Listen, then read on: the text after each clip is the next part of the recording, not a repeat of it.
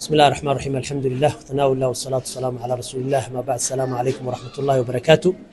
ساكا أو أي بيشو تهاي سايلا تكي بيشا جانوري لبكون شيء لا تروحان أبا المرين هلك كوب دوسيننا أرديدي كالما هوراك جالي امتحان كي مرترم كي أي نقادني دكسي سريع عمر بن الخطاب وحلينا نقول استياشة حنبليو سيدو كلو حكسود ويني أبو بكر وكلمة كوبان هلك كون دون كسودو أستاذ بسم الله الرحمن الرحيم الحمد لله رب العالمين والصلاة والسلام على رسول الله صلى الله عليه وسلم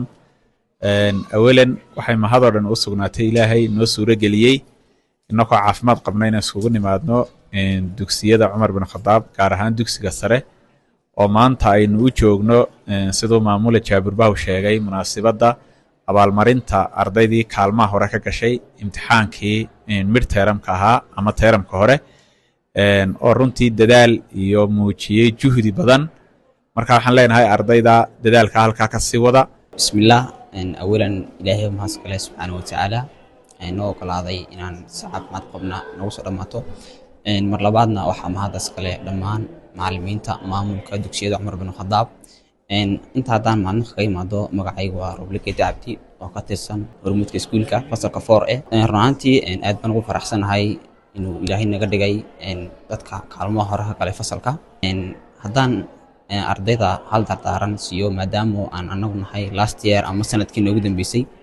waxaan leeyahay andageel nimbaynta goshto kamaala marka dhamaan ardayda kuwa hada soo galay iyo kuwa imka ku jiraba qof kastaba inta uu nolosha ka dadaalo ama iskuul waxay doontaa noqotay intuu ka dadaalo buu yeelanayaa waxaan ahay ardayda kamid ah ardayda dhigata iskoolka Umar bin Khattab ardaydii kaalmaha gasho dhan aad ayaan ugu faraxsanahay inaan ahay ardayda iskoolka ugu sareysa bismillah aniga magacayga Nimcad Axmed dhigata fasalka 3B waxaan aad iyo aad ugu mahad celinayaa macallimiinta iyo maamulka soo abaabulay abaalmarinta quruxda badan aniguna waxaan ku faraxsanahay inaan kamid noqdo ardayda ugu sareysa dugsiga bismillahir rahmaanir rahiim awalan anigu magacaygu yahay Maxamed Ismaaciil oo kamid ah ardayda la abaalmarinaya maanta ee fasalka 4A waxaan halkan hambalyo uga dirayaa saaxiibadayda maanta kaalmaha ila soo galay